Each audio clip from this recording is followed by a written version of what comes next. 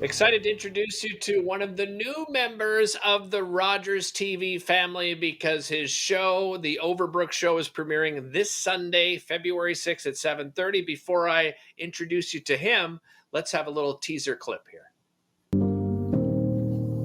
Ottawa is a very political city, and it's not just political with the people in parliament. You got street politics, you got business politics, you got basketball politics, and if you don't know how to navigate the systems, you get left behind.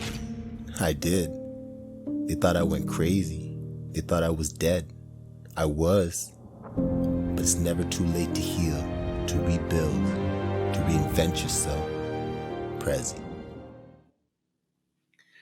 Well, if that doesn't have you intrigued to tune in this Sunday at 7:30, I don't know what will. Let me introduce you to Manock Lual. He is the founder and CEO of Prezdential, and also, of course, the filmmaker of this brand new show. Manock, just listening to your narration there and about the fact that you were left behind. Give us an idea of behind your story. I mean, I grew up in the Overbrook area, and while I was growing up in this area, there was a huge lack of resources. And at the same time, there was a huge influx of first generation kids. So around 16 years old, I started seeing a lot of my friends either start going down the wrong path, and the options were very limited. So when I say things, when I see that, I kind of understand that things could have went differently for me had I not had basketball in my life. Where did the idea of this show come to be? Obviously, your experience is a big part of the idea behind this show. But when did you decide you wanted to bring it to others? That's very interesting.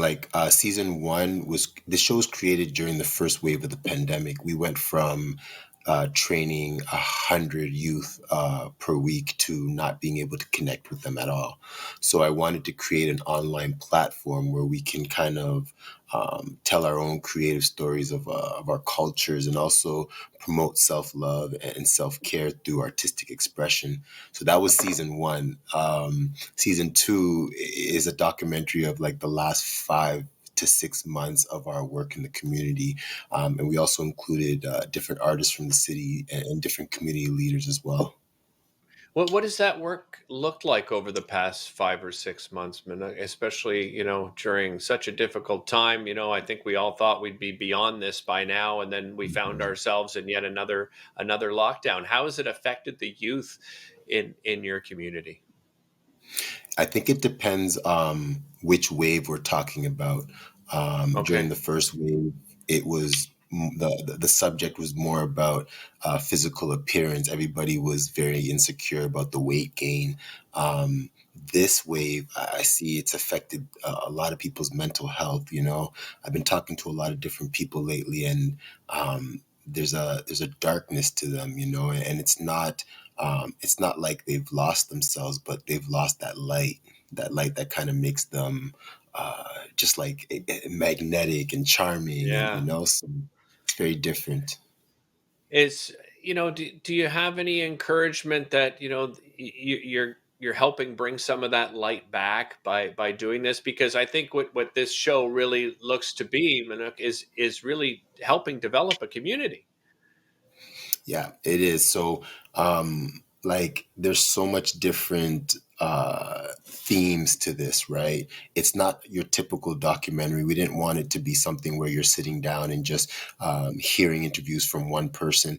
It's more of a journey. So you're going to see so many different trials and tribulations, and people overcome their hurdles, right? And we're hoping that inspires people to go through what they're going through with grace. We all have our challenges, but there's a choice in the way you react to your challenges. So is this in part a call to action, Manock?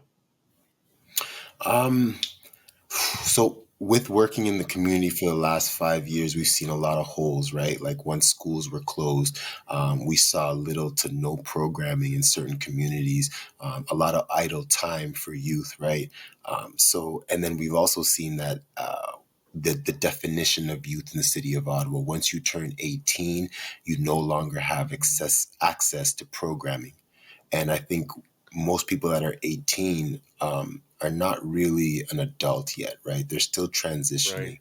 So I think our call to action is we want to now create our own space where we can implement culturally specific programming, where we can help develop leadership and also life skill programming for our BIPOC and our inner city youth.